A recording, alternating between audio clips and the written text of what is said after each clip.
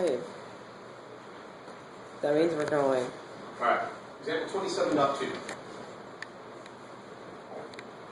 Use the distributive property to expand. We've got 4, that's a 4xy cubed on the outside, and then in parentheses we've got x to the 4th y minus 5x. So the whole idea behind the distributive property is we take a look at the terms that we have inside the parentheses. We've got this term minus this term, and we're going to take this from the outside here, we're going to multiply it by each of those things inside.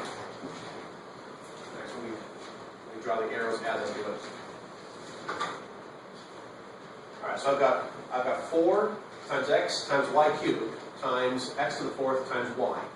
So for my first term, I've got 4xy cubed times x to the 4th y, and then minus, and then I do this one, which is this part on the outside, 4 times x times y cubed times 5 times x.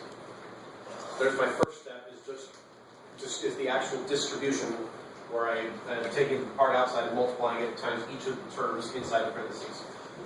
Now I have to make sure that each term that I have ended up with, I've ended up with 2 terms.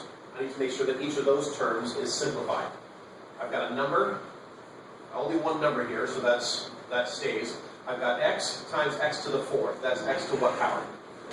X to the 5th. Alright, and then I've got y cubed times y, which is y to the 4th. Now, minus, then this term here, I've got a 4 and a 5. I've got 2 numbers in here, and when we write things together like this in algebra, that means multiplication. So we've got 4 times 5 is our number. I've got x times x, which is x squared, and I only have one y term as y cubed, and there it is. Pretty easy. If you, at 27.3 is pretty much the same thing, except they wrote, I won't actually do it, but I would point out to you, they wrote 8y minus 4y to the 5th times 2x squared y. Remember, when you multiply things, the order doesn't matter. So if I have this times something in parentheses, I could also have something in parentheses times this. You do the same thing. You still distribute. We still have this term on the outside. It needs to be multiplied times each of the terms inside. So we've got to multiply this and this. And it's a minus sign in between. I'll just finish this. Let's just finish this real quick. Alright, to do this one times this one, we've got, let's see, we've got, boy, they really like to mess with me.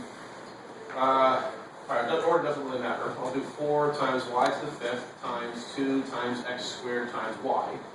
And this one had the minus in front of it.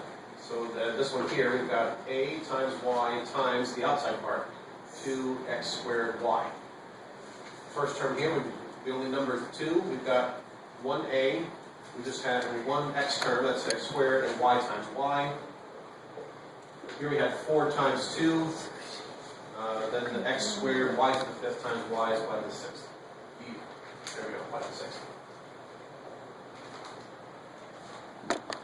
So it's pretty straightforward. These are basically 2-step problems. Take a step to show the distribution, and then take another step to show simplifying each question. Why are you learning this in lesson? That I am not entirely sure. Probably just because there's more letters and towers and things. Just getting used to it. Just kind of spreading out the practice, giving you a little bit at a time. Let's see, that's 27.4. Same idea again, but they're ramping up the complexity, at least they're making it look more complicated. But you're right, it really is the same thing. 5m cubed x minus 3x to the 5th. And oh no, there's 3 terms inside the parentheses. Oh, buckets. Not a big deal, it's still the exact same process. We have to take this term that's on the outside and multiply it by each of the terms inside. There just happens to be 3 now. So I got to do this multiplication. So I got 8m squared x times 5m cubed x. Then we do this one. This is a minus 8m squared x times 3x to the 5th. And then we got to do this one. The sign here is plus. So I got 8m squared x times 2 times x. And same steps as usual. Simplify and combine as much as you can. Got 8 times 5, m squared times n cubed, x times x, minus 8 times 3, n is only one m term, x and x to the 5th, plus 8 times 2, m and x times x. That's all there is to it.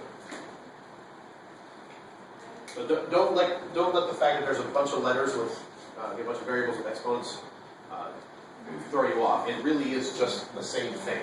We've been distributing for a while, and we've been simplifying expressions for a while. They're giving you problems where you have to use both of those skills at one time. And that's 27.A, distributing with some variables and exponents. Kill the video.